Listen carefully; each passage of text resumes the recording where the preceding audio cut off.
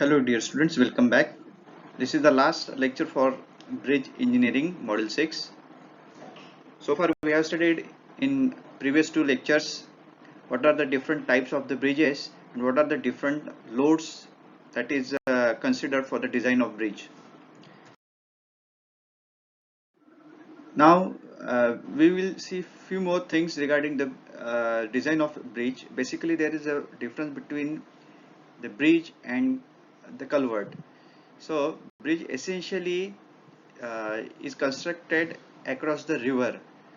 So you can see many more bridges uh, which are used for the transportation purpose, such as the flyover bridge.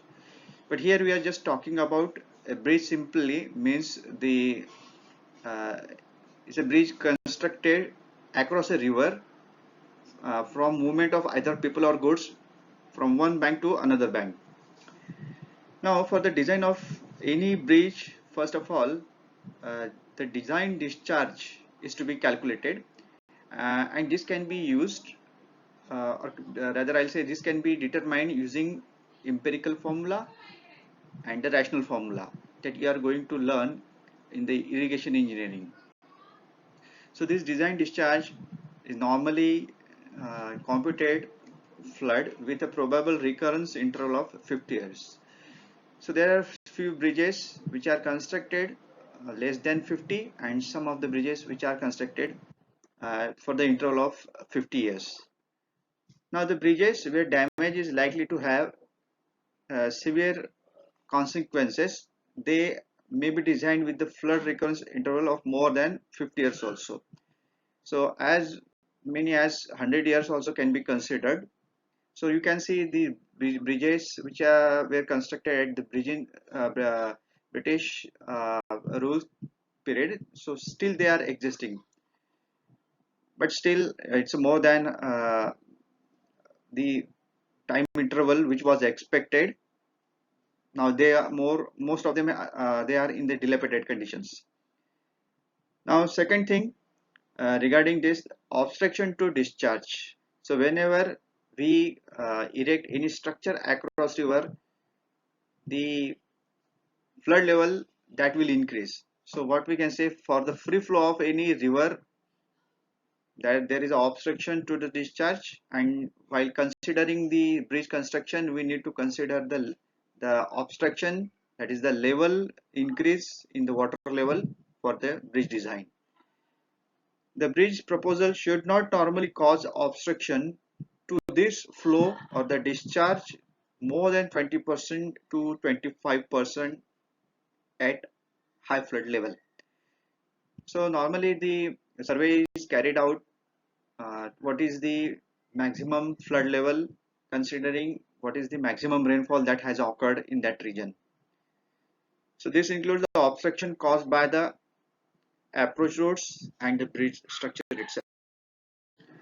Now we will see few important definitions while considering the bridge design. Very first thing is the design discharge that I just spoken now. There are different formula uh, for the calculating maximum discharge. Then we will see what is the afflux. What you can see here in this diagram, obstruction caused by the construction of this pier. So this is due to construction. What you can see, if this uh, pier had not been here, so your water level could have been like this. So therefore you can see on upstream side, so if say there is a flow of the river along this direction, so what happens, due to the obstruction of this pier, your water level gets increased. That is quite obvious, and this increase in height water level is called as nothing but afflux. You can show here afflux here also, or otherwise here. So what is the increase in height after passing through this the bridge structure, then the flow will be the normal here.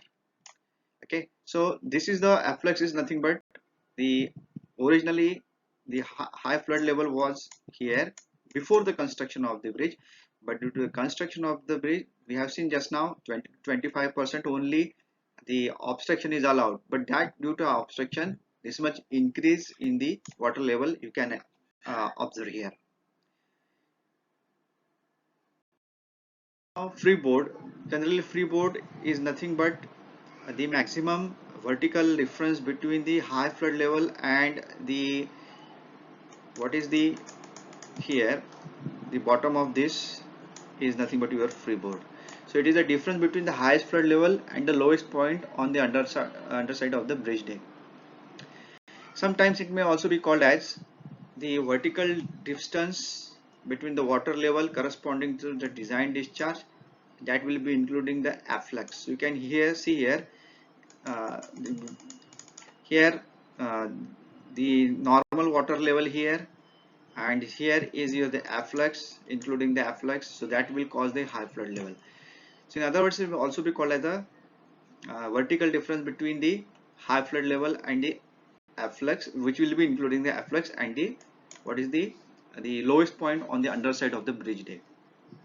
So as much as 600 mm minimum freeboard is to be kept, not less than this much in normal conditions. But whenever there are large bridges or the width of the river is very much large, which is used for that navigation purpose, it minimum it should be kept as a 3 meters. Then we will see what is the span. In span there are three different spans. One is the clear span, effective span, and the economic span. Basically span is nothing but the any distance between two adjacent piers is known as the span. So clear span is, that means that here you can see in the diagram, it's the clear span is here, this one, the inner side of the piers is nothing but the clear span. Effective span is nothing but, you can see the center of one pier and the center of this pier, that means clear span plus half of the two the size of the piers together, that will cause as the your effective span. And the economic span, it's not a geometrical or linear any kind of the measurement, it is the span which is to be achieved at the most economic uh, portion, where the cost of the substructure and cost of the superstructure, they are uh, they are coming same, right? So if you see the try to plot the graph, here is the span, and here is the on the vertical axis this is the cost. So what will happen if you try to plot the curve for the superstructure likewise and substructure, that will be like this. So where that will uh, intersect, okay, so this is for the substructure and this is for the superstructure. So where the two curves, because as span increases cost will also definitely increase, so therefore cost is on y-axis. So where they will intersect, but the curves are not, even though they are exponential, but the curves are not same for substructure and superstructure. So this kind of this condition when achieved, we call as, this is called as um, the most economic span. Now we'll see what is the waterway. Waterway, even though you can see in this diagram, look to be the top portion of waterway, uh, which is quite to be understood as the, which is used for the different navigation purpose or any other kind of the purpose. But truly speaking, this is not the correct waterway. Here you can see the area, which basically waterway is the area, but what you can see here, the only surface, top surface. So this is not the area. So to understand the waterway, it is the area through which the water flows between the river side, a river or seabed, and the bridge superstructure. So if I say this is the vertical distance between, but this is not the same for all the sections. So if you take the different sections here, they are not same. So therefore we need to understand this complete portion is nothing but the waterway.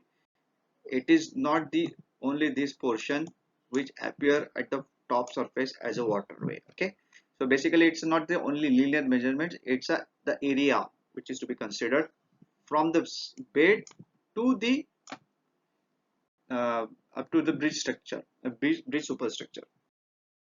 Now depth of scour, this is one more. This is the most uh, affecting factor for failure of the bridges.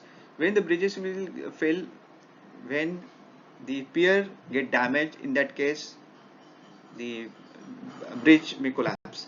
So therefore utmost care is taken that the scour does not occur. Scour is nothing but the erosion of the column or the pier that takes place. You can see in this picture, um, this is the maximum water level here above the bed surface. So here is the bed surface. So when it was constructed, it was maintained the bed surface like this. But over the period of the time, what will happen? This uh, the erosion of this portion that takes place. Why this takes place? Because you see that uh, this portion is near to the pier surface. So what will happen here? Afflux, which is here somewhere, is, let us say, as the afflux, that means rise in water level. So what is happening due to the afflux? Here is the velocity is less, but when it comes like this, so this depth get reduced and the velocity increases. So therefore what is happening, the due to increase in velocity, some kind of the eddy current that will be formed and it will cause the erosion here. So this, the erosion of the foundation that takes place. So you can see the picture more here in one of the pier conditions. So the river flow is like this, it will be like this through this, and the erosion that may take place over a period of that time. You will find that also this entire foundation get eroded. So while design purpose, this how much the scour that will likely to get occur has to be estimated, and accordingly the it has to be designed. Linear waterway, it is the length. Now here waterway, we have earlier said that it's a linear it's the area, but here is the, now in linear waterway it is the length available at bridge side between the extreme edges of the ring. Now this one is called as the linear waterway. So linear measurement of this area along the bridge. So this is the bridge, and along this bridge, so okay, so this is the bridge. You can see this is the bridge through which the traffic movement that occurs. So this is the called as the linear waterway. So determination of linear waterway. The linear waterway equal to sum of all the clear spans and is called as also effective linear waterway. Okay. So if you say this is the pier and here is the also pier, so what happens? Here is the clear span. Okay. So only excluding all the pier size, what is the remaining is called as the clear spans, and that is called as nothing but your the linear water. So roughly the linear waterway can be determined as the linear waterway at high flood level is the ratio of the A upon D. So what is the A? Is the weighted area of the discharging section at high flood level. So you want to decide, determine what is the weighted area. So A1, A1, A1, A2, A3 are the areas. So this is one area, this is the another area, and this is the third area. So it mostly this is divided into three different compartments. Q1, Q2, Q3 are the discharges for these compartments. So if I say D is the maximum flood level, if I say here is the maximum flood level, so therefore this maximum flood level is called as the high flood level minus lowest bed level of central compartment.